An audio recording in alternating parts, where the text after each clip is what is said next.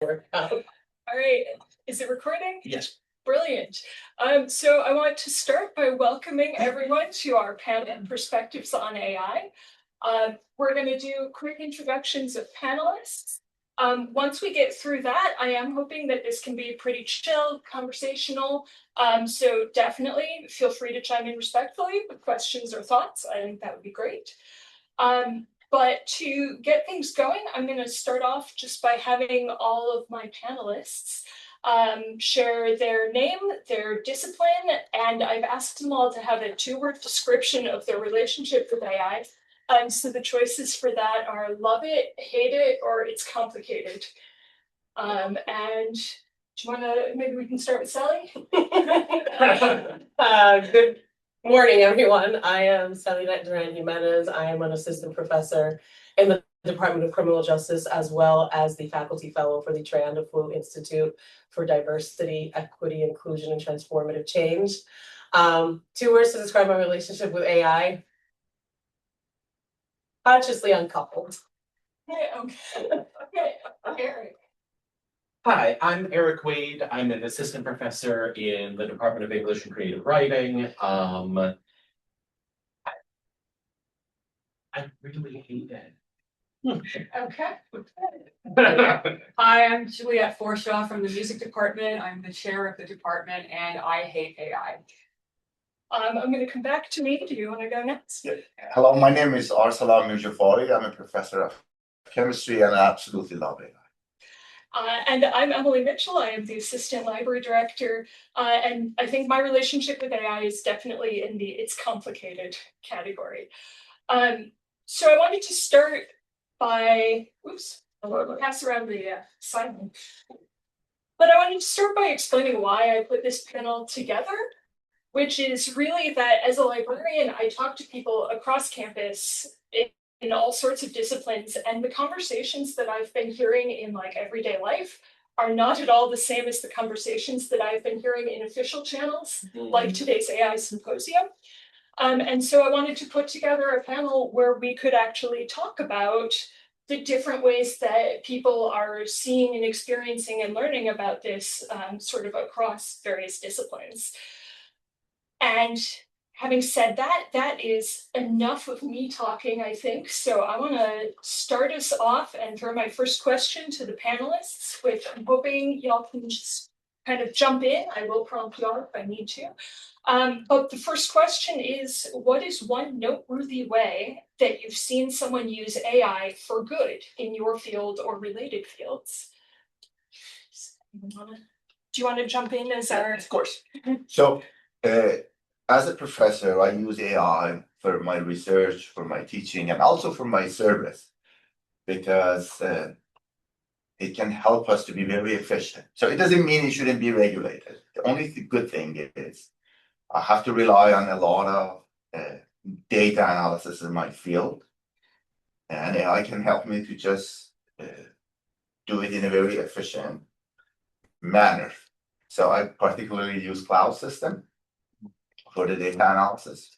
The other thing I really love, 80% of my time is just the administrative duties, especially when you work with the federal government. So AI helped me to just get a lot of them done instead of sitting and typing. So these two good things for me. Yeah. I will say, I think that one thing that has been really useful about it, and I don't know from a technical standpoint, like how much of this is AI, but the uses of it in terms of like translation and language work, are really exciting. I know I'm a medievalist, I work with a lot of dead languages, and we're even starting to see AI used in that way and in a lot of really interesting ways. And in terms of like, I think we've talked about this even, like handwriting recognition, like being able to look at manuscripts and to be able to kind of transcribe from it, like that kind of stuff is really interesting and kind of an exciting part of it. Yeah, I know the handwriting thing is very exciting in libraries and archives because there's so much in our archives that you'll never find digitally. You have to go there in person. Right. But if it were easier to get some form of transcription out there, it would open up a world of sources. Yeah. So yes, there are useful aspects of it, but if I were to think about this from my field specifically, I'm in criminal justice. My work focuses primarily on white supremacy, on racial variations. AI is not new to the field of criminal justice. Predictive algorithms have been used for a very long time, which are terrible. Facial recognition has been used, which is terrible.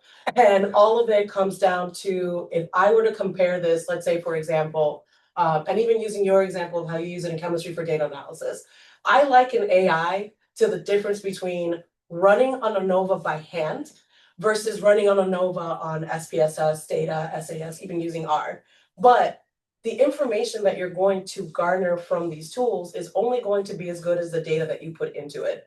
Also, I can say that, yes, I can find AI to be useful, it helps me, but I am considered an expert in my field. So I know the difference between Gary Lafree's research in 2003 versus subsequent research that he has published in 2023. I know what is being said in the field, so I can identify when AI does spit back wrong info, at best, incomplete information, at worst, completely wrong information. I think all of us have had experiences where we've seen students use sources and citations that are just not real, that is not there. So then what happens when we use AI wholly as, Bible, as fact, and then we just assume, well, if the AI is saying it, that means it must be true, but we have the foundational knowledge. What happens to a freshman, a sophomore, a junior who does not understand what these things are and then is wholly reliant on the AI, and now they're just regurgitating the same bad information? And I'll leave it at that because I think there's a question on how it's been used negatively. There will be. Okay. Could I jump in with the humanities perspective? Yeah. Yeah, so I am in agreement with a lot of what you just said. I do acknowledge the potential of generative AI to assist with research and data processing. But coming from a humanities perspective, I'm very skeptical of using AI at the college level in writing, in art, and in education. I have serious concerns about how this technology is being used by high school and college students to get an instant result. And of course, we've all gotten AI-generated research papers in the last few years. This type of cheating bypasses the learning process. It is like letting kids use a calculator before they've learned basic arithmetic. They're generating a plausible result, but in many cases, they are not actually learning anything. The technology is doing the work for them. And this is particularly a disaster for underprepared college students who come in kind of without fundamental study skills to begin with. And the real problem here is that when unskilled students are able to create a convincing illusion of competence, it becomes very hard for instructors to even know how to help them, right? Because our job as teachers is to quickly assess students' skill level of what they actually know and what they don't know and figure out how to help get them to the next stage. And we can't do that if the signals are getting scrambled because they're just generating plausible results. So hearing all of that, and I'm looking back, you were talking a lot about how you were able to use AI. How do you, well, I guess we'll get to what you think your students need to know, but do you feel that the ways that you're able to use AI well in your discipline are kind of? No, absolutely. Let me just go back, and they said AI is not new in the field of science, and this is a tool, and we have to learn how to use that tool. Being against that, the calculator is a good example, or using a computer. So we can just count with our fingers, of course, but it's a tool that we need to learn how to use it. Does it need to be regulated? Absolutely. Using for the writing, if you bluntly just trust on that, that's wrong. You have to have an expert, human expert, to validate the data coming from that. Let me just provide one example. When we write a paper, we need to provide close to 400 pages of the supplementary information, which is not even part of it. It takes me months to do it. Now I do it in maybe 2 days or 3 days. We provide the data, it's same as internet. AI gets the data from the internet. You can just go and Google it up. So I have sore throat. What's going to happen to me? Do I have cancer? Of course, you get a ton of bad answers. That's a human needs to validate that. Back to student question. We use AI and ML, machine learning, to facilitate chemical reactions instead of just doing one by one. Especially in drug discovery, it's been around for many, many years. COVID-19 vaccine actually made by robot through the MLs because they can just find the issues and just do the repetitive and iterative job. But at the end of the day, the chemist or biologist has to be there to make sure.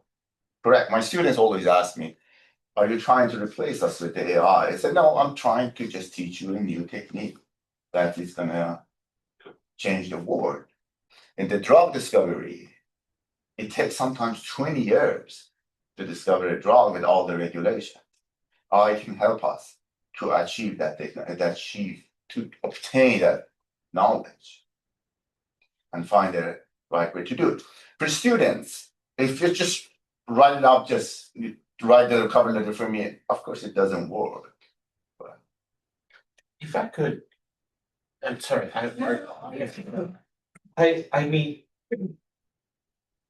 I'm a medievalist, right? So I study a lot of really early sort of pre-modern stuff. And I can say from like a large historical perspective, like precisely what you're talking about is our conversations we've had with every new technology, right?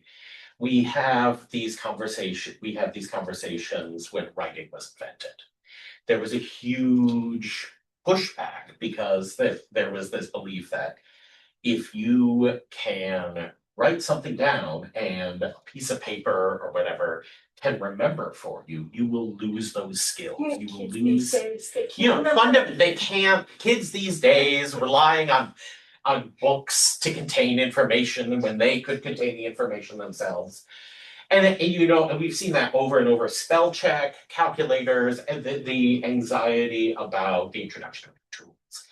Now, the thing that I think we need to remember is that in most of those cases, those skills were in fact lost.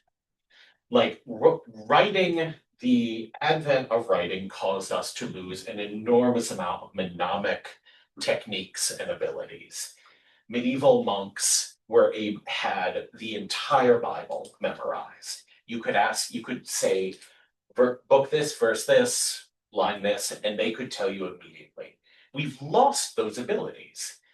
Well, the effect of tools is that there is cognitive offloading and that there are skills that are fundamentally lost. And so we have to be I think we have to be realistic about it. Like there are plenty, like generations that have grown up with spell check may not be as good at spelling because they have cognitively offloaded that information. And so the question is, what is the balance? What is the trade-off? What is the cognitive offloading that's happening with AI and with the ways that we're using these tools? In some ways, it's really useful. Like the ability to produce these kinds of calculations that would take humans enormous amounts of time is really great. The ability to speaking in my field, the ability to come up with ideas for assignments. If my students or I am using AI and I'm like, okay, this is going to brainstorm for me, those skills atrophy. And we're seeing study after study after study that's suggesting that if it's used for those purposes, those skills disappear. And that we can treat that as a kind of neutral value, but we need to recognize that when we are using tools in these kinds of ways, those skills are vanishing. And even with the calculator example, I work with so many students where they cannot calculate simple multiplication, simple addition. Like in class, for example, where I tell them the course is out of X many points. The grade in your class is these are the points that you earned out of the points that you've received. If you know that you need 300 out of 500 points to pass this course, and you have 250, then you know you need at least. Sometimes I'm in class and I'm literally saying, if Johnny has 5 apples. Yeah, and to return to that calculator analogy for just a moment, yeah, calculators are wonderful, but we all understand that every kid has to have a few years of doing math the slow, hard way just to get the skills down. You have to spend a few years doing long division, sorry, and I really feel like a lot of the kids who are using AI in my classes are using it as a substitute for developing those foundational skills. Although. Oh, no, go ahead. No, go ahead. Although I also, like, speaking from somebody who teaches a lot of humanities students, I have a lot, the major response I hear from students is they're very alarmed. And a lot of them really refuse to use AI. English and creative writing students are deeply fearful about the effects that AI will have. And so I think there are students who are using it but there was also a bunch of students who are there's a real backlash. Well, yeah, and I would expect that for English and creative writing, because those are fields where massive amounts of private creativity is essentially being used to feed AI. So, yeah. Oh, sorry. And then I also want to, because I'm constantly thinking about this within the internalized bias of it all. So when we're teaching students, for example, and this is something that I say all the time, that I am so grateful that I received my PhD at a time where AI was not something that was so ubiquitous, where I would be accused of, well, you weren't born here. English is not your first language. How is it that you could possibly write this well? Well, because English is not my first language. That is why I can write so well, for starters. But then I'm also thinking about multiple students who have told me, and because I've worked with them and I know what type of writing skills that they have, where professors have said, you used AI to write this paper, and when I ran it through the generative AI, it came back as machine. And I go, why? Because the student understands subject-verb agreement, and that is considered machine writing. It is very uncommon for students these days to know what a direct object is. They do not know what a prepositional phrase is, because I used to be able to teach in research methods. You know your dependent variable because it follows the preposition in the sentence. And they don't know that, but I know that there are students who do. So then what happens if we have a tool then that's being used to make things not simpler, but increase work productivity? But then the same tool can be used against you as a form of saying, well, you are woefully unqualified, because there is no possible way that someone who looks like you, who comes from your background, who is X, Y, and Z, would possibly have the skill base, the knowledge base to write at this level at your age. So since this question was supposed to be about ways we've seen people use AI for good, and we've Really trying to keep us on task. Well, I was just gonna say, my feeling, and like listening to what you're saying and listening to what all of you are saying, and I did not mean to divide up the panel this way. I don't think it's a division. I think we are saying the same thing. Yeah. So let me just back. I think I'm older than everybody else here. So I think the previous generation, our parent generation, would say the same thing about us. So just students are terrible. I completely disagree with that. So if a technology exists, taking away from the kids to develop those skills, I don't think it's a good idea. That's our job, to make sure they get those skills if they want to, of course, and before us. For criminal, let me just go back. You mentioned something very interesting. It has to be regulated. The criminal justice, and using that, it can just create a lot of problems. Not in the university level, it's just the national level. It highly has to be regulated, because technology can be used for bad guys to do, or even the government to do bad things. So back to the university level, I think AI can be used as a really good editor. And we should just help our students to just learn how to use it, both in the research and teaching level. I can just say that I spend most of my time doing my research. I really don't have that much time to just my classes better. And this ML notebook is just profoundly helpful to me. I provide YouTube videos. So I just check to see how many people watch them. And it's very interesting. 90% of the class only watch first 2 minutes of that, and they get bored. So for network, I started to give my notes to LM, and it turns it to the podcast. A lot of them they drive, a lot of them they have their headphones on. The result is significant. And just reminding you, I teach organic chemistry, 50% of the class failing is completely normal. So it's been working well. I need to learn how to just use that. Is it going to be a lot of, I don't want to use that word, but I'm going to use it, cheating from students for sure. Like every other technology. But I think there's a lot of good things to offer. So I feel like the big difference that I hear is that, or maybe this is me projecting my previous beliefs as well, but it feels to me like when it's creating an output that of course you're going to check it and of course you're able to check it, right? Because if AI came up with some reaction that it says is going to do something, I assume you're not just going to publish a paper and say, hey, this is it. Like you're going to go out and try that thing. It's a tool. You need to have a human to validate that. Right. You cannot close your eyes and trust it. It doesn't work. Yeah. Even with the result you get from our students, you have to make sure they are correct. But I feel like it might be more baked in that, of course, the next step is this very obvious validation step that I think getting people to that step in the humanities and social sciences might be harder. Does that make sense outside of my head? 100%. So how do I word this carefully? My trepidation with the use of AI, particularly within the fields that I focus on, extremist violence, domestic terrorism, racial biases, is that, and I'm going to use an anecdotal reference. So I don't know how many of you are familiar in 2012, 2013, Microsoft released a Taybot, which was like the precursor to what Grok is now. They were trying to implement a Grok-like aspect, and they released it on what was then still referred to as Twitter.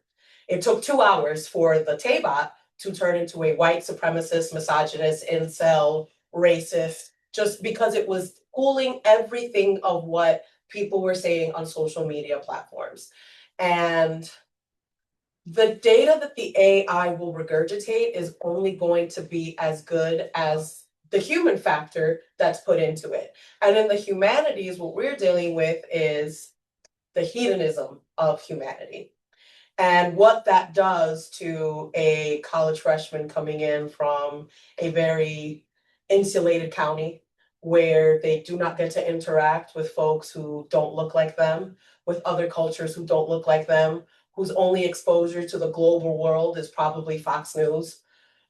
And what that does then to, and I'm not going to say that, the AI train is here.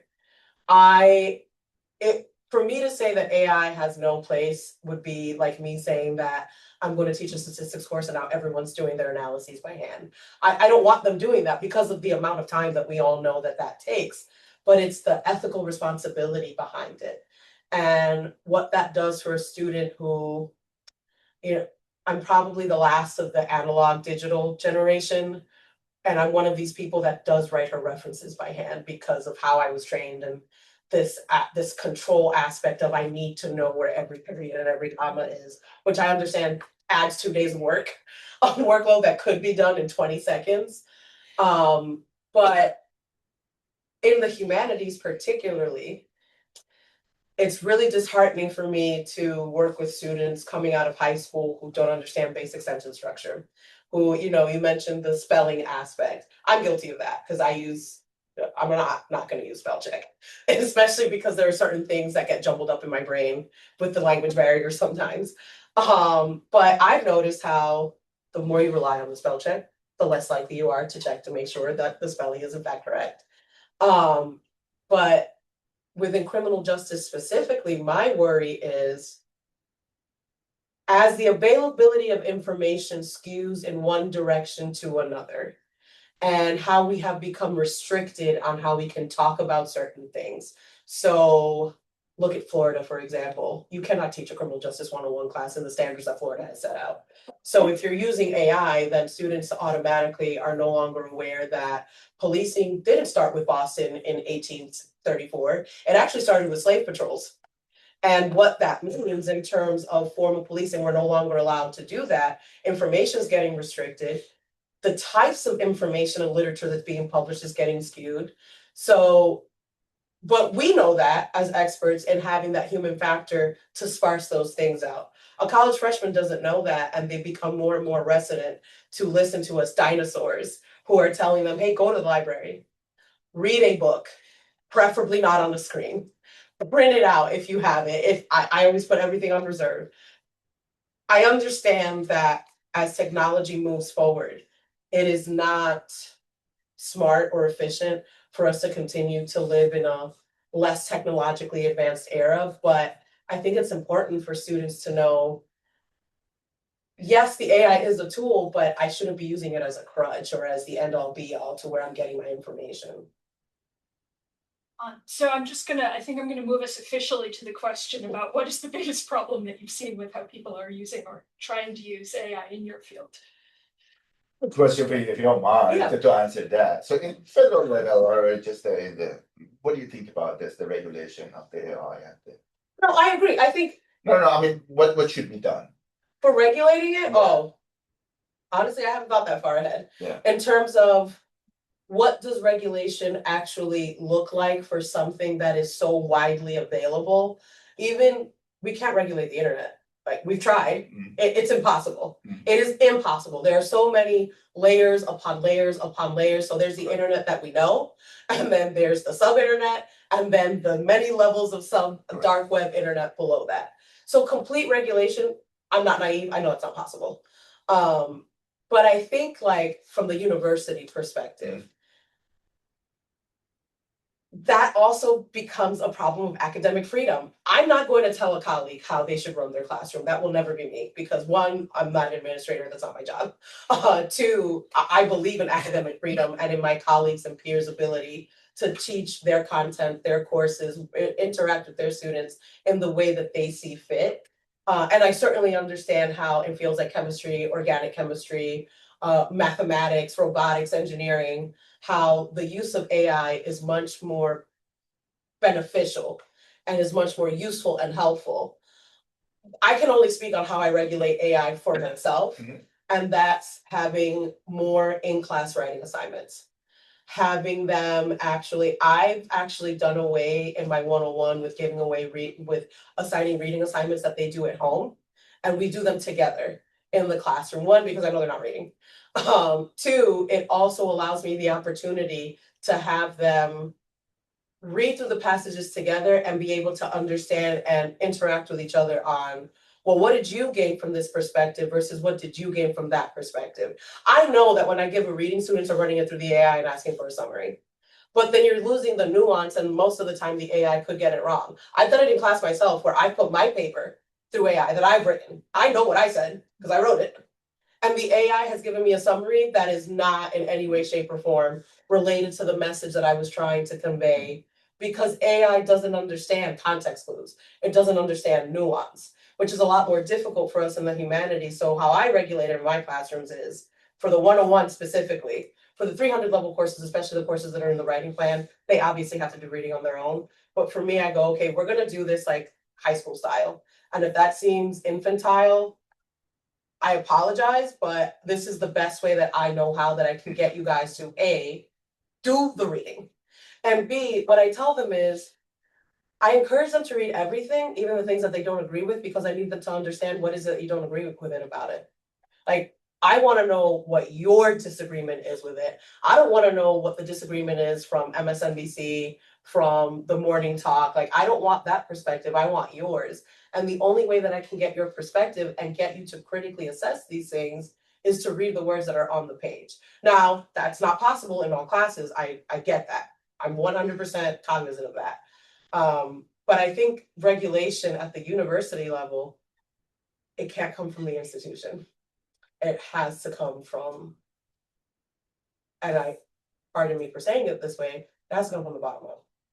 Because that's when we look at the hierarchy of things, that's where we are. And I think that part of the discussion of regulation has to be ensuring that there is the human factor, right? I don't know if people have been following the contract negotiation bulletins from UUP, but one of the sticking points has been that the state refuses to have any language on AI in the upcoming contract. They refuse. UUP has insisted, for instance, that we need to have language in there that says classes will be taught by humans. And the state thus far has refused that language. And I think this is a place where regulation and like putting in checks is really important. We need to ensure that our students are getting human teaching at the bottom of things, that there is the human element. There was, I don't know if anybody saw that the Pope released massive encyclical on AI. I read the whole thing. I did it so that you don't have to. But like the thing that he basically, it sounds odd. I did not even. This was well, okay. But in the Latin, he would be the only one who could read it. This was the first encyclical not released in Latin for various complicated reasons, but they've moved to modern languages. But he, and it feels weird to be like, I'm the Pope and I agree on this, but most of what was in there was the Pope's argument that what needs to happen is that there has to be humans involved at every step. And that part of the problem is that we have a lack of transparency about how the AI is being created. We have a lack of transparency about where the data is coming from.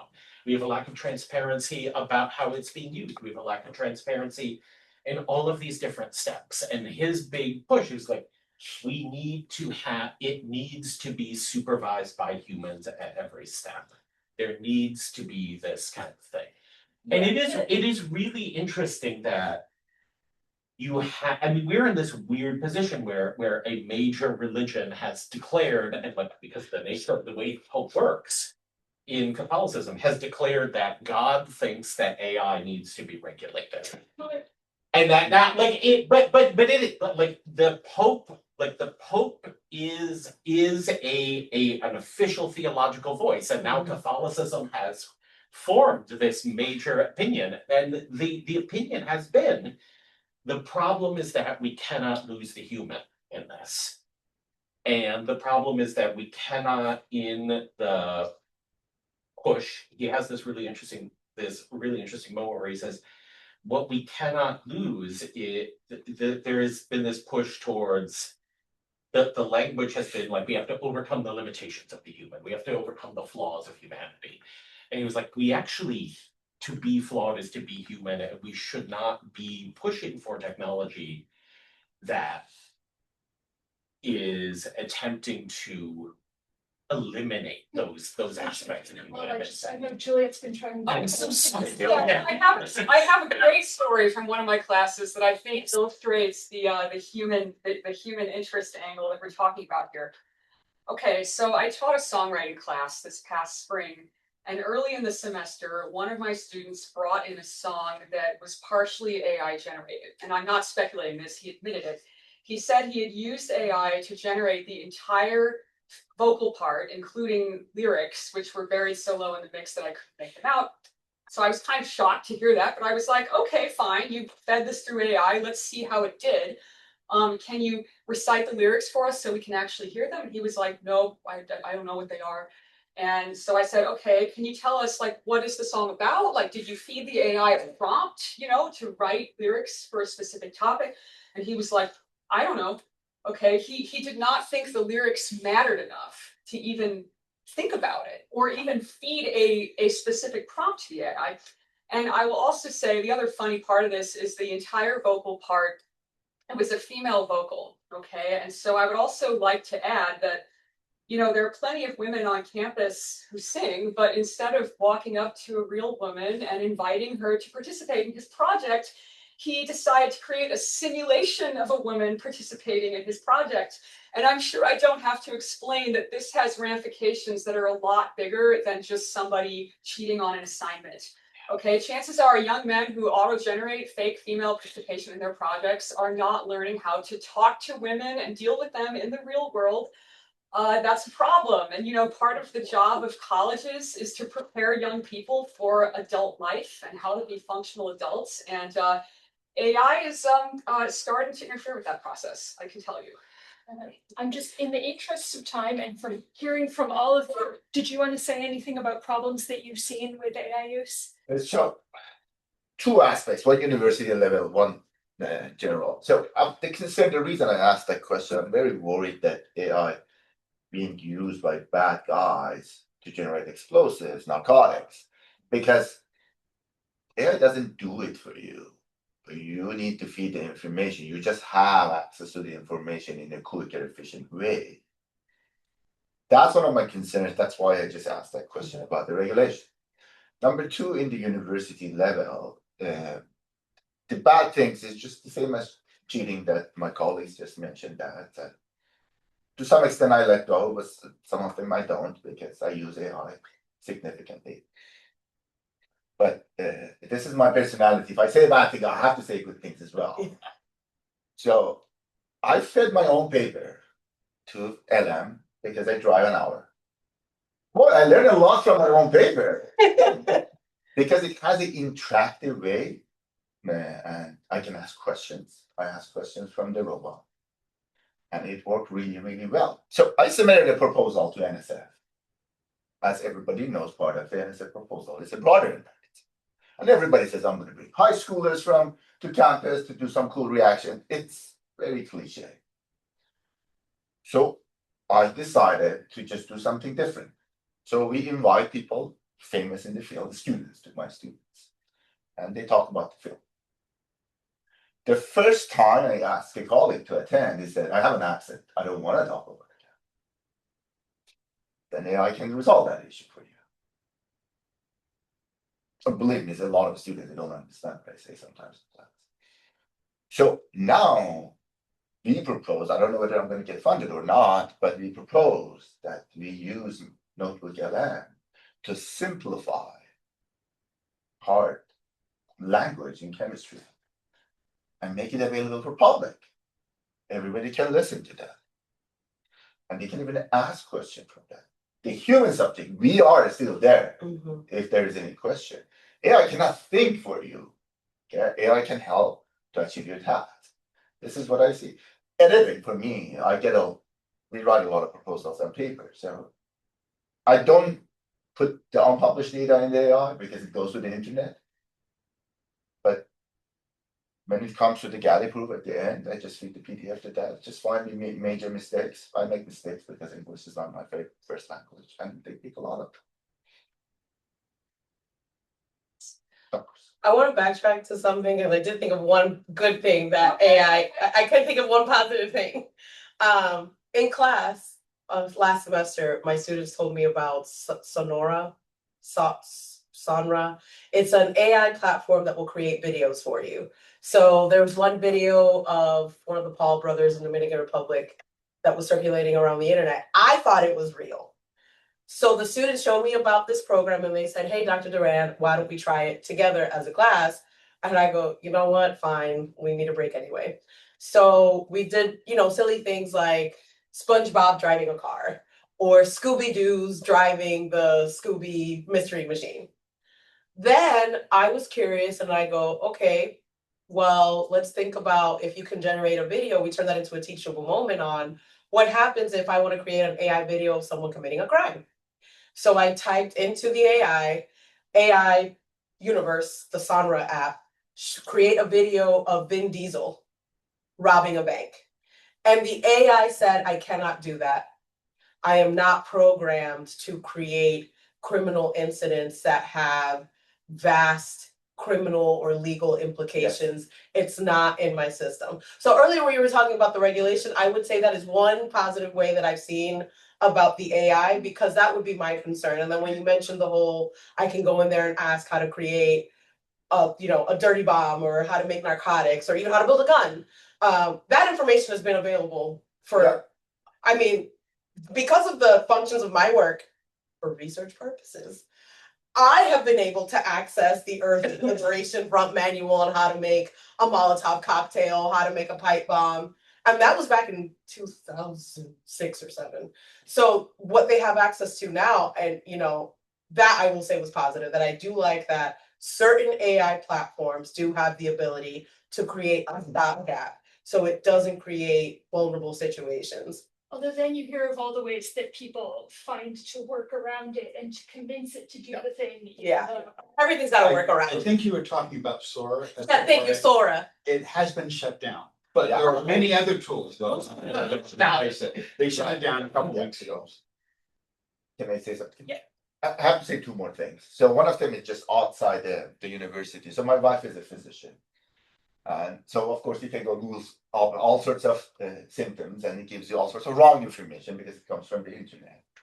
So medical community, they can from their own AI system that it only contains right information, and human is there to filter that. Of course, you have to be a physician to have access to that. You have to pay a ton of money to have access to that. That's very important. The other thing is just in the university level. So all the papers it publish, it has something called graphical abstract. As a scientist, I enjoy art. I cannot do that. I have zero talent. It's not just the skill. I have no talent how to do it. So I always rely on my students, and my students technically copy whatever I do. So we got nominated for the cover. And I have a friend at Harvard. They said, "Who do you do your art?" I said, "This guy." He asked for 10K. As a resource limited university, we don't have that money. Even if I had that money, I would pay my students. Well, AI helped us to generate that graphical abstract, and we put it in the paper without paying a penny. Of course, we read there to make sure the chemistry is right. Yeah, and this is why artists are not gonna have jobs in the future. Like, that's kind of the problem. Like, it's already hard enough for artists, musicians to make a living doing what they do, and now everybody is just gonna replace us with AI prompts. Okay, those are not good art. But it becomes good enough, then but what would you have had anyway, given that you didn't have a budget? It's a whole mess. I do, in the interest of time, want to ask my last question for y'all, which is, what knowledge or skills relating to AI do you think will be the most important for current students in your field or related fields? I think it goes back to everything that, I think for generally we are in agreement. It's a tool. It's a tool, but it's not your end all be all. Right. And that's the issue that we're having, is that students have a hard time deciphering that boundary between what is a tool versus just do it for me. Yeah, especially in this age of anti-intellectualism, where college degrees are becoming less and less, important. The professoriate is becoming less and less someone that you look towards as your foundation of knowledge. They tell us all the time, like, "Oh, well, what do I need you for when I can just go on Google or have the AI tell me the information?" I go, "Because you need me to tell you that the information is correct or incorrect." So what I can say is the ethic. So at least I tell my students. So I don't go to the lab to do the chemistry. They just come up with the data. They can manipulate the data the way they want. Of course, I check it before publishing. So the way I teach them research ethics, you have to be 100% honest with your data as a scientist. The same thing with that. I mean, AI, at least cloud, when I use it, sometimes I put my information, it stops me and said, "Oh, I'm not allowed to just give it that." But to teach them just how to just be ethical with the data, you get it from that, especially with the writing. If you want to write an email with that, that's fine, but you cannot generate a scientific text with that. You can edit it with AI, but it has to be your idea, your words. I think that's the most important thing I teach my students all the time. Yeah, I will say, but as somebody who does like introductory writing, a lot of students are not aware that AI hallucinates. Yeah. Like that, like, yeah, and so like a lot of it is just like very basic literacy in terms of what AI does, what AI is capable of. I had a student who gave me a paper that they had written themselves, but the research had been from AI and it had fabricated all of the articles and citations, but they had no idea because they had no idea that it could do that. And so I think a lot of it is really like the basic literacy in terms of what is AI, how does AI function, where is it producing its answers from, what is it basing these things on? I have to add, I'm seeing just a complete collapse of literacy on my students. They don't have the comprehension for reading long passages because they don't read. They just get AI summaries for everything. Yes. Yeah. They can't actually read a long passage and understand. It's a very big. They don't know how to summarize. They don't know how to track down the important information and summarize it for themselves. Right. And then it's not just the lack of reading skills, it's also even worse, the lack of reading comprehension. And being able to say, you know, I read this passage, I go, well, what did you get from it? And they'll say, what do you mean? I go, when you read the passage, what did you understand it to mean for what we have been discussing in this class? And it's, And that has been occurring long before. Oh, yeah. Oh, yeah. Oh, yes. That is a serious. yeah, this started with Spark Notes, way before Spark Notes and Chegg. Honestly, I blame the invention of writing. Everything has gone downhill. If we just had oral literature. Oh, well, I think we're pretty close to time. Do we have like a minute Sure. or two? I don't know if anyone has final thoughts that you wanted to. I do have a final thought, and this is a rather painful one to share. But I did want to announce to this group that I am quitting this job, partly because I can't stand AI. I can't trust my students anymore. I feel like I'm working twice as hard to get results that are half as good in the classroom.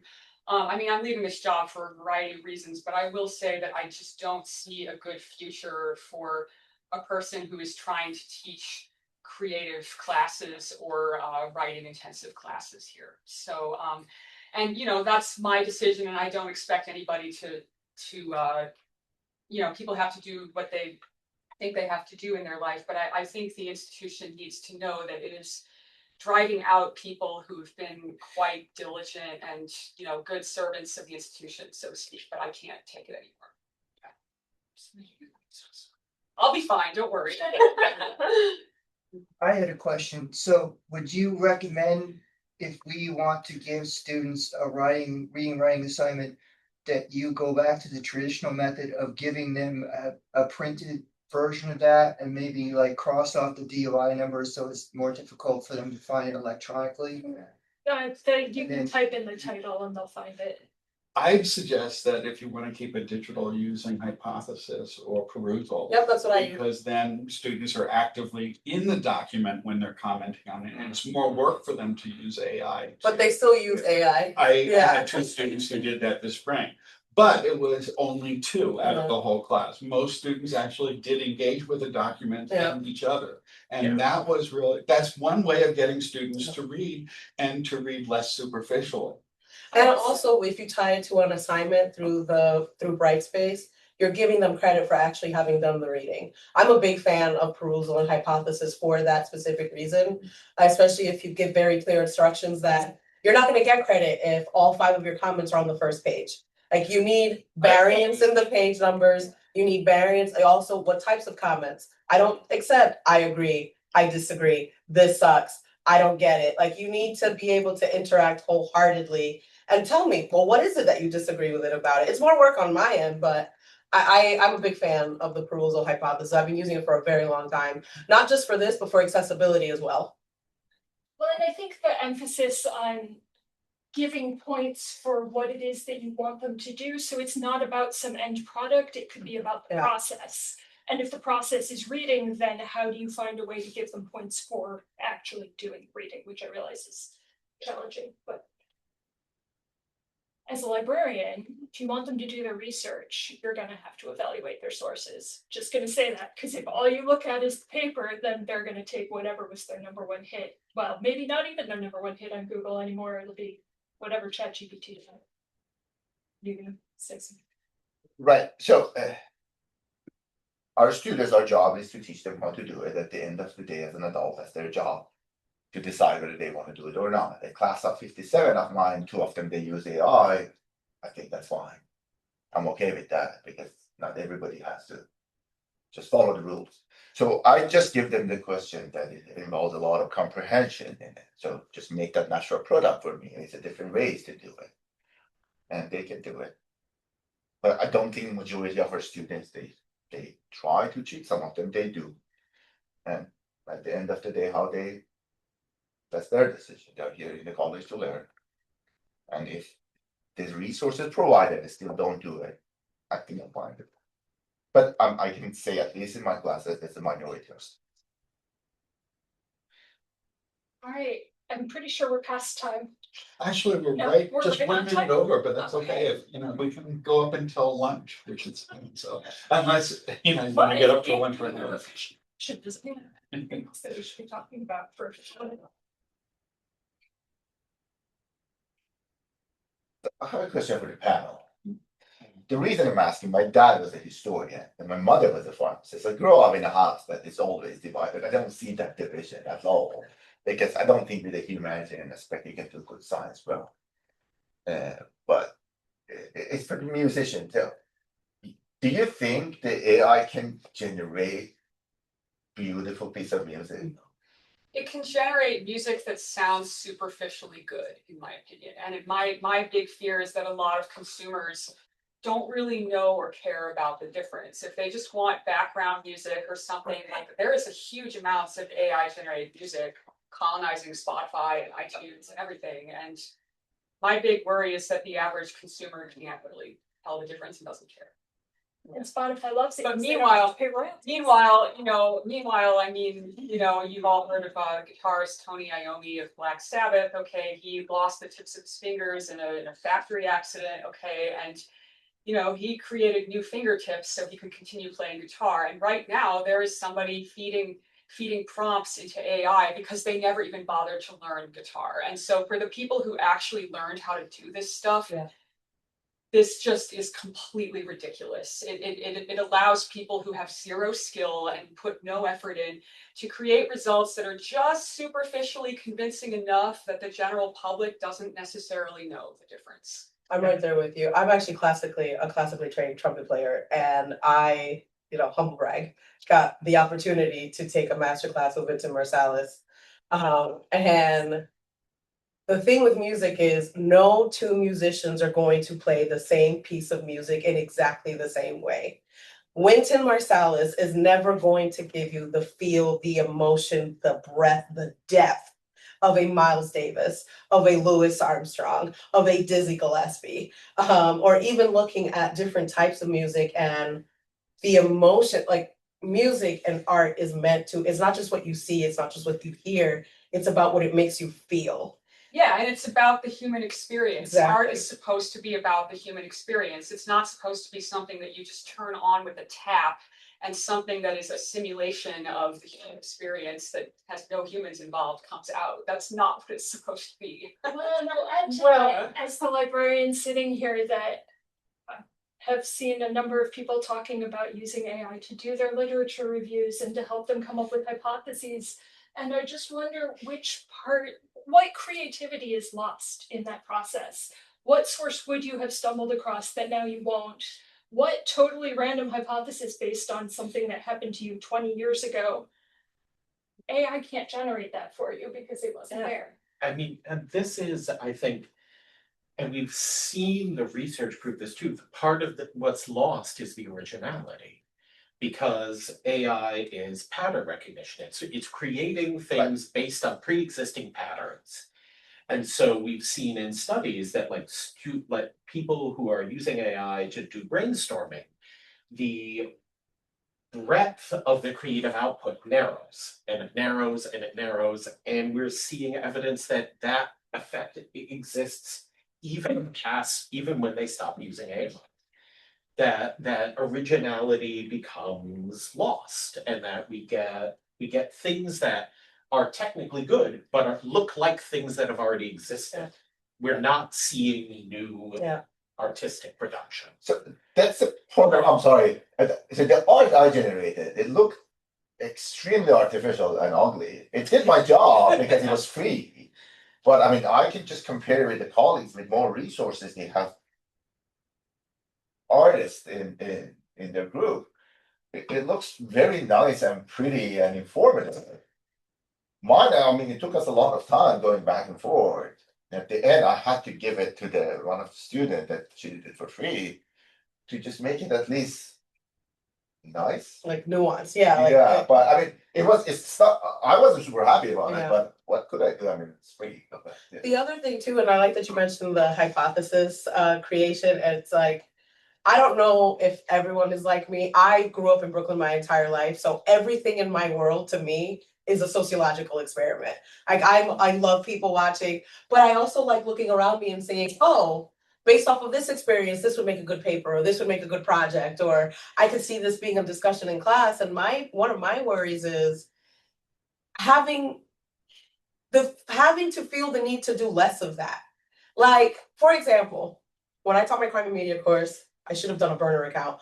I started following all the accounts that my students are following because then it gave me opportunities to bring things that they can relate to online. But then it also gave me a lot of really great things like, oh, this is what they're being exposed to. Wouldn't it be great if we worked on a paper that addressed how, like, I just saw something on legislation in Iowa on abortion and fetal representation. And I go, oh, I just wrote a paper on this. Let me see what are the ways that I can work on another paper on this. Or having just discussions or interactions or, people who like to own stop signs, what that means. We should probably go to a close. A couple things I wanted to mention. One is there is a lot of research showing that cognitive offloading is occurring, and students beginning disciplines should not be doing that. And we need to structure things in a way that will shift them to develop those skills.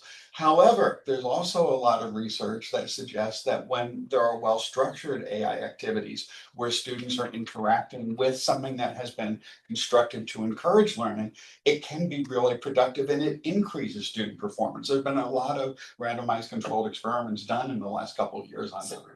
So it's a tool and it's all. It depends on how it's used. The way most students are using it is very counterproductive. But the question is, can we come up with ways of them using it that are productive? And there's a lot of people working on that. Yeah. So there's, my feelings on it are very mixed. It can be extremely damaging, and it has been in many ways, but it can also be really helpful. Protein folding and all those other things has just been accelerating. New drug development has been accelerating. But yeah, but we probably should stop for now. And this is a discussion that's going to be going on quite a bit over the next few years. Thank you all. Well, Thank thank you.